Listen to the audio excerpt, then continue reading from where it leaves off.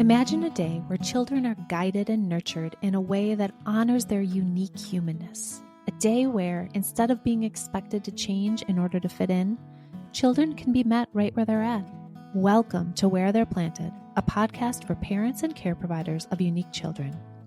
Caring for a child with a developmental, emotional, or behavior challenge, a neurodiverse brain, or difficult early life experiences can be confusing and exhausting. On this podcast, we'll help your child flourish and strengthen their roots by helping you not only understand them, but also gain the skills to help them bloom where they're planted. We'll use brain science, nervous system tools, collaborative strategy sessions, and a deep understanding of the developmental process to create a fertile environment around your child in order to nurture their growth. I am your host, Jen Bluske, an occupational therapist with over 25 years of experience and a parent coach. My most closely held title, however, is that of a single mom of 2 thriving adopted kids, so I have walked this walk. I am truly excited to share, teach, and dive into these important topics on each episode. Hello, parents. I'm Jen, the founder of Thriving Parents Collective, and I want to take a moment to speak to you directly from the heart. As a parent myself, I understand the joys and struggles that come with raising kids in today's fast-paced world. When I started this journey, I felt overwhelmed and very unsure. I realized that we all need a little support and guidance along the way. That's why I created Thriving Parents Collective, because I believe that every parent deserves to feel empowered and confident in their parenting journey. Our personalized coaching and courses are designed to meet you exactly where you're at. We can help you gain clarity, build stronger connections, and navigate the challenges of raising your unique child. Together, we can create a nurturing environment where both you and your child can thrive. If you're ready to take the first step towards a more fulfilling parenting experience, I invite you to visit us at thrivingparentscollective.com and schedule your free discovery call. Let's embark on this journey together. Welcome back to Where They're Planted. In our last episode, we spoke about the process of supporting children through the IEP and 504 process. And after that episode, I wanted to have the opportunity to talk to you guys a little bit about another option available to some parents, which is creating a learning plan that is individualized for your own child through some version of homeschooling. And I am so fortunate to have a parent join this conversation today and be able to have the pleasure of interviewing a mom who is living the homeschooling life. Cassie is a homeschooling mom to 3 energetic kids, ages 11, 8, and 6. Cassie's family decided to try homeschooling 5 years ago when their oldest was ready to start kindergarten. She shares the considerations her family took prior to beginning homeschooling, why they decided to do it, and the things that are important to consider when interested in homeschooling. Welcome, Cassie. Hi. Hi. So I want to start by having you in this homeschooling conversation. Just tell us what you want to share about your family. Sure. So I have a wonderful husband and 3 energetic kiddos. They're 11, 8, and 6. And we are homeschoolers. We've been homeschoolers for about 6 years now. And this year actually is the first year that all 3 kiddos are officially homeschooling. Wow. You have your hands full. Yeah. Oh, I forgot to mention, we also have a bearded dragon and 3 guinea pigs and a handful of fish, which are all named perfectly. I love it. So you guys definitely have your hands full at home all day long. Okay, awesome. So when we're starting the conversation about homeschooling, I think it makes sense to start with, for your family and in your decision-making process, what did you consider? What sort of guided you down the path to consider homeschooling the kids rather than another option, a public or a private school option? Yeah, that's a great question. It's often one that I lead with when I meet a new homeschooling parent because it's interesting. And I would say that every family has their own story. They have their own reasons, and they're just as unique as their families. For us, it was summer of 2020, and COVID had hit, and our local public school was shut down for the end of the year before.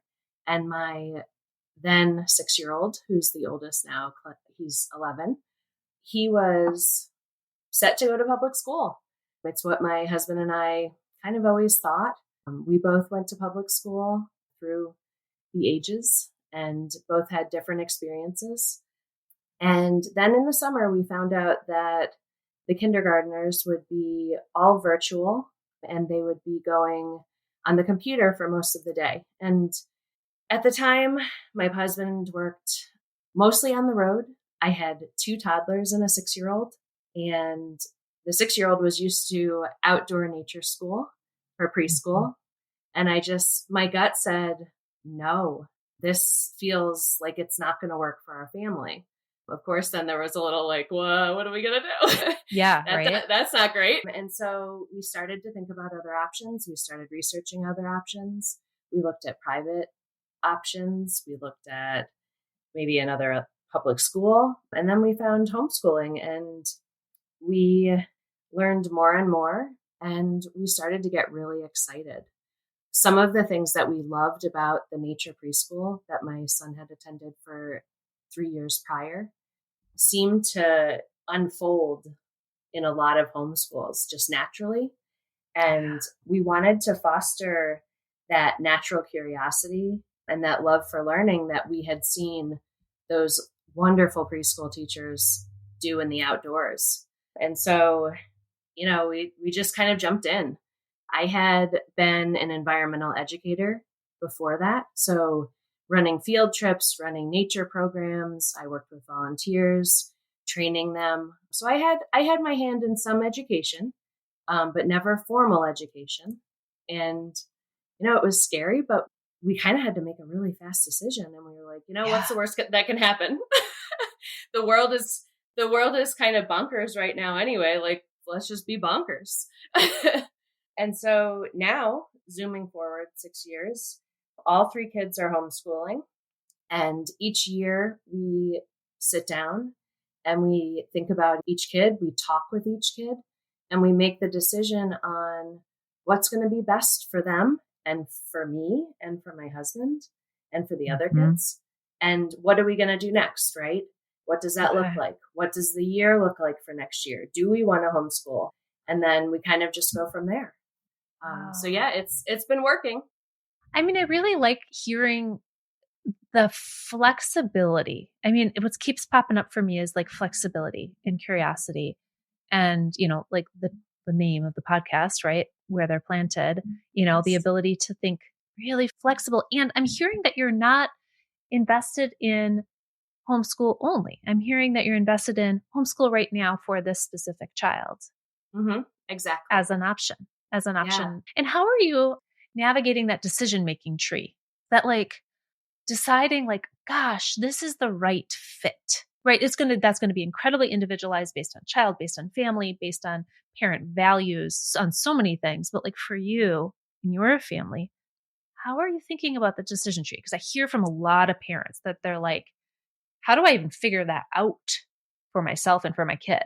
Right? Yeah, no. And it's very complicated. I'd say that's one of the biggest challenges is feeling like you have this big decision to make, right? Yeah. So that's hard. And then I think we talk about what a school would look like to a couple different kinds of schools, right? We know there's a lot of kinds.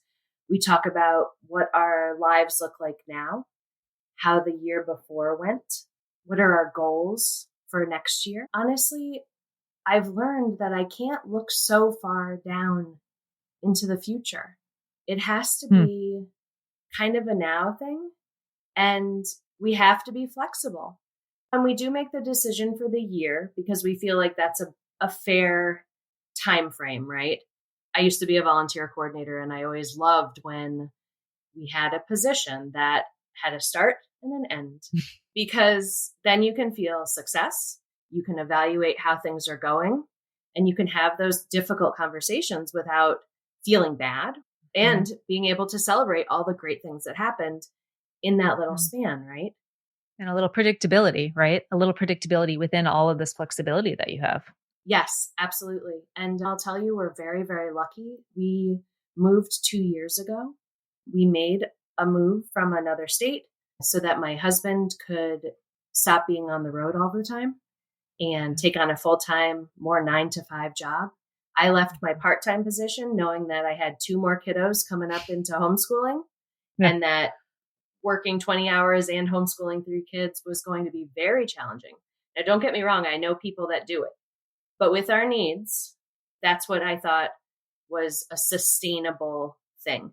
And that's very important to us, right? Is it possible for me to do this and be a sturdy guide, a patient guide, a good leader, and someone that can do all the other things too, right? That, I'm not only mom, I'm homeschool mom, and I'm, drive the kids to all the places mom. And, these people are just me. Yeah. Yeah. Yeah. And another thing that we talk about is, are we happy with our social lives? We make sure that the kids feel like they have the friends that they want and need. Are they participating in enough activities? So when we say homeschool, it's funny. A lot of times we're not home. We're out there in the world. We're doing sports. We're meeting groups. We have a hiking group and a park group that we meet once a week for socialization with kids of all ages that play together. We volunteer twice a month with the parks and conservation park with friends. So that's getting out there and with different adults that are experts in different fields. We go on field trips. One of my kiddos plays the trumpet, so he does trumpet lessons. And like I said, we've got sports, usually 2 teams at a time, balancing. Most of the time, all 3 don't do it at once, but that's up to them. They get to choose if they want to do something like that. And we have our definites, like our OT and our speech, that we have to go to each week, plus regular appointments and all the boring stuff. Yeah. So you are juggling a ton of hats as a homeschooling mom. That's the other thing that is, again, raising up for me as I think about, parents who might be listening, who might be trying to consider, is this something I want to do? Does this make sense for my child? Does this make sense for me? I want to speak to that a little bit, like your role, what you find you need to do for yourself. I always thought about this as a parent myself. I love my children so very deeply. And I don't know that my personhood could do homeschool. I always thought, would I be able to? What would the resources I would need for my own regulation of my own self to be able to do it? So talk to me about that piece. Yeah, it's very reasonable to say that's not for me. And that's not a bad thing. That's a smart thing, because if you can't show up in that way, then you shouldn't do it, and there's other options for people. There's other options. Yeah. And, my friend just recently said to another friend, hey, Cassie thinks that she might be neurodivergent. And my friend said, of course she is. That's how she handles all of this. The superpower. Yeah. It cracked me up. I was like, well, thanks. I guess it's noticeable. But it's not easy. And I think though that over the past 6 years, I've learned some things. I've learned a lot of things. My kids are my best teacher. Mm-hmm. And I realized that you don't have to get everything done every day. You do your best.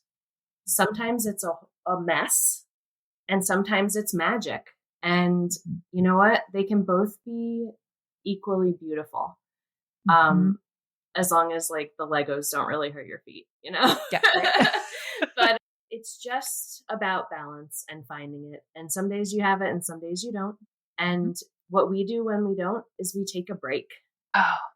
And I homeschool. So we homeschool more intensely during the school year, just like, other kids go to school. So we kind of up it up. And then during the summer, we catch up. We do things that we didn't get to finish, or, in our state, we're required to get a certain number of hours. We're required to cover a certain amount of subjects and things, depending on the kid's age and stuff. And we just make sure that we're covering our bases. We know what we have to get done, and we get it done in the year. It takes some planning and thought, but it's possible. And when I feel like I'm going to spin around and lose it, I try to remember that we're all okay and we're happy. Yeah. And, in the big scheme of things, we're so, so lucky.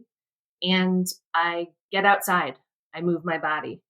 I take a couple deep breaths. I have a parent coach who helps me out with things that I'm like, Mm-hmm. and Yep. I look for support in my friends and in my family. And like I said, I feel very lucky to have all of those things. And I think you do have to be a little bit wild Yeah. to do it. But Go with the flow. Yeah. Yeah. Yeah.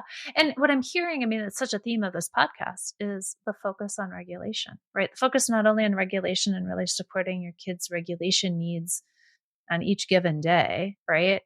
But also modeling your own as a way of really being able to like show up as the homeschooling parent with like that has all these multiple roles is, someday mom's not going to be as pulled together or regulated. So you're going to model it. And that's amazing, right? Yep.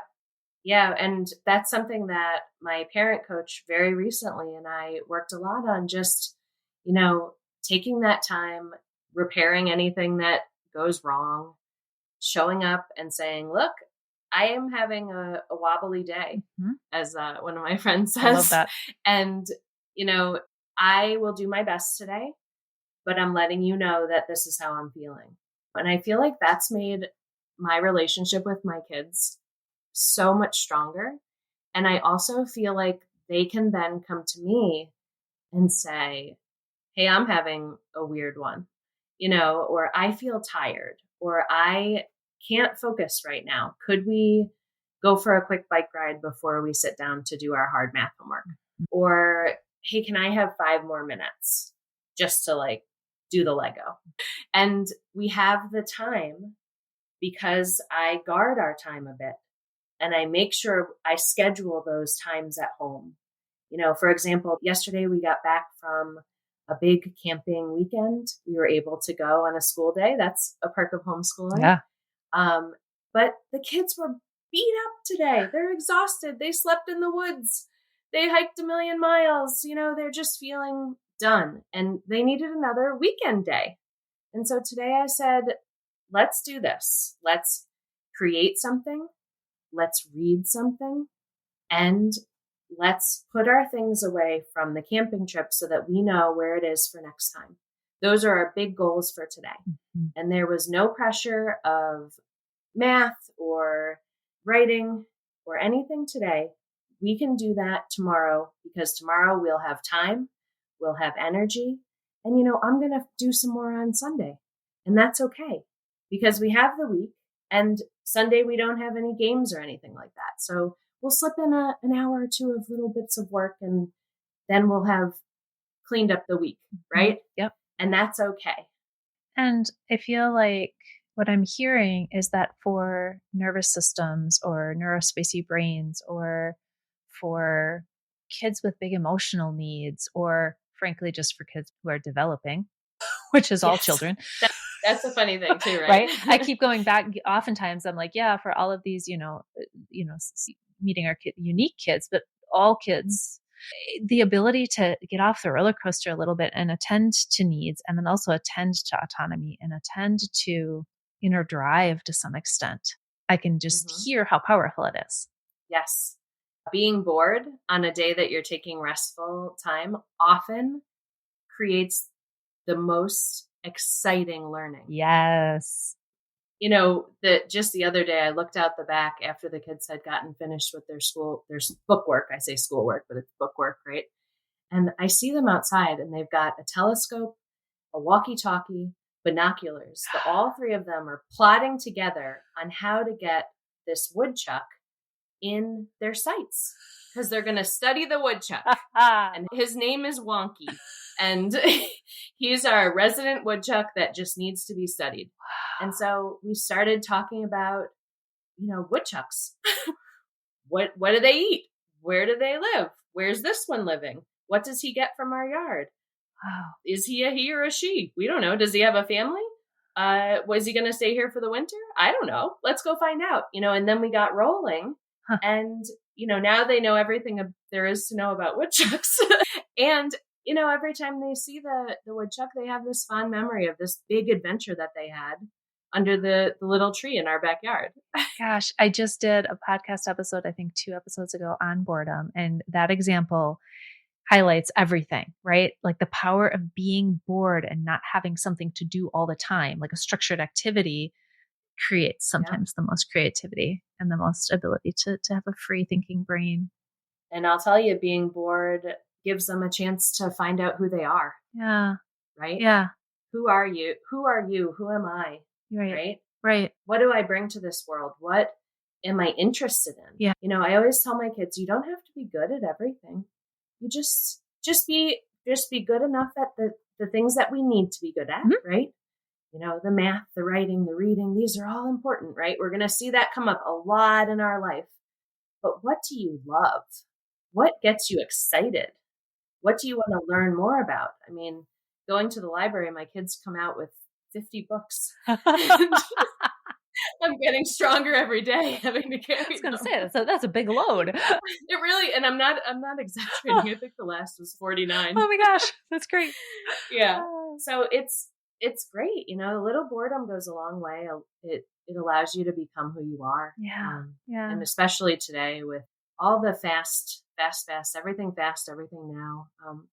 We're just lucky that we get to not do that sometimes. And we also do that sometimes. We got to get to the program. We got to get in, to the field trip on time because people are depending on us. We know how to do that too, but we also know how to take the foot off the gas and take a break and just be. That's amazing.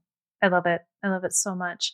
So if somebody's parent is listening and they're like, man, for whatever reason, either the current school option isn't going well, or they're kind of finding an inner drive to consider homeschooling, or they're really wanting to match where their child is at, what would you tell other parents would be something to consider as first? Where are the first steps? Those curiosity steps of I'm thinking about this. Yeah, the things I would have known, right? Yeah, yep, that exactly. What would I wish someone would have said? And some people did, so that's very lucky. The first thing I would say is, your kid and your family best, and you should go with your gut, and then find your why. Because finding your why lets you every day come back and say, that's why, right? Yeah.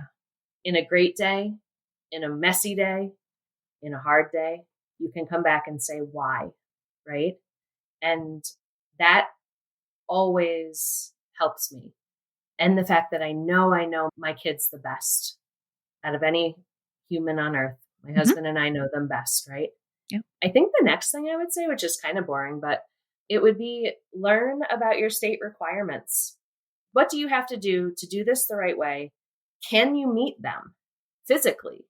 Yeah. Monetarily, right? These are hard things. Yeah. There's a consideration there, right? Yeah, absolutely. And there would be maybe some prioritizing or deciding, and how are we going to make this work, right? The next thing I would say is find a community and ask for help, and don't stop until you find your people, because they're out there. Give time to people who support you in the things that you really care about and feel is right for your family. So find those people. Another thing I would say is do not go down the social media rabbit hole. You can like Google beautiful homeschool classrooms, and you know what? Your couch, your back porch, your car actually can look just as beautiful. And if you want a classical homeschool, go for it. Right? Go for a beautiful classroom if that's what you care about, right? And there's no judgment. Just do whatever feels right, but also don't compare yourself to other people, because everybody has a different story and a different why. I think just like knowing to trust yourself and your kids, because your kids are going to lead the way in a lot of ways. Yeah. Which is so parallel to what we talk about generally, right? Our kids usually have the answers if we listen. They really do. They see things that we don't see. When we're outside looking for something, they'll find it first every single time. I think another thing that I wish I would have known was that you can start slowly and you don't have to recreate school at home. At first, that's what my vision was like, okay, I'm pulling this kid away from kindergarten. I better do what the kindergarten does, right? Right. But it doesn't have to look like that. It can look however you want, and you can change it up if you need to. Say you buy a curriculum that seems so right for your family, but then it's just not clicking. You know what? There's another homeschool family that will take that off your hands, and maybe you can do a swap. Or maybe you're just going to say, that's not for us today. Or maybe we'll do it till mid-year and then we're going to throw that out the window. And it's okay to change. And nothing is a forever decision. So see how it's going. You know, make your time frames and say, hey, let's look at this in 6 months. Let's look at this in a year. Yeah. And decide. And then the last thing I think is really to remember that some days are going to be magic and some days are going to be just okay. And some days are going to be a hot, hot mess. And, yep. You know, today I asked my 6-year-old, because I had a bet that this was a question, like, what is your homeschool like, right? He says, Mom, our homeschool is cuckoo. Out of the mouth of a 6-year-old. And you know what? And then he laughed.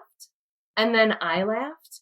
And I was like, actually, it is about laughing and having fun and being a little cuckoo sometimes. I love it. Love it. I feel like I'm going to leave it there. That was just amazing. Thank you so much, Cassie. Appreciate it. You're welcome. Where They're Planted is a Lit Path Studios podcast and is produced by Jamie Gale and Jen Bluske. Music is by Gaston Reen and Pod 5. Thank you for loving your child right where they're planted.